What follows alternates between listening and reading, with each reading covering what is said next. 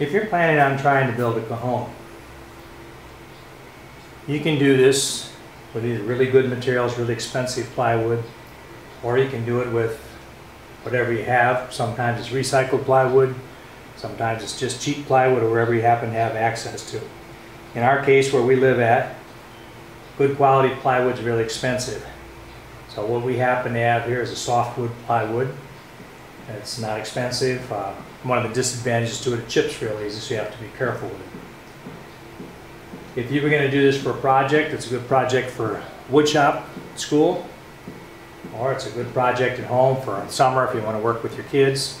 It's a lot easier if your kids are early teens or pre-teens. I've worked on this with a 9-year-old, and she seems to really enjoy working out here. It varies from child to child. Or if you're a professional cabinet maker or something like that, your results are going to be a lot different than ours. So what we're going to do right now is we're going to start our assembly, and we're going to put this is the bottom piece. We're going to run a thing of glue across here, and we want this to stick. You can always wipe off the extra glue. The particular one we're using is Gorilla Glue, and that's about as strong as you're going to get. And I've got some corner clamps here, and we're going to use these to set it up when we first start.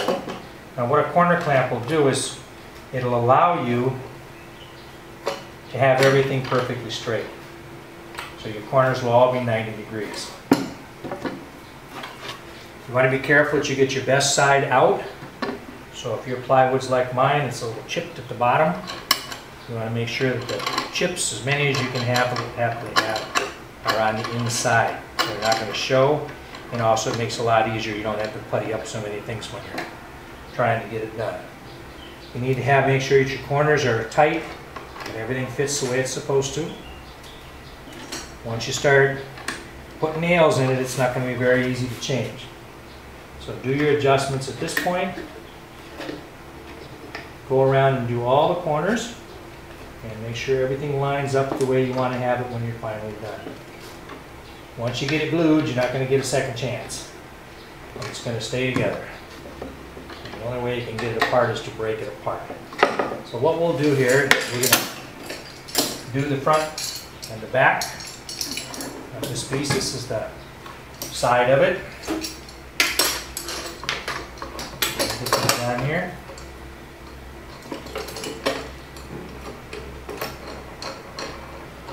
These are pretty simple. They're available at a lot of hardware stores.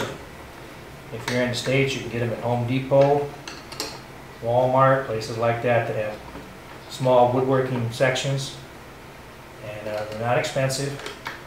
They'll last you a long time if you take care of them. And they're pretty accurate.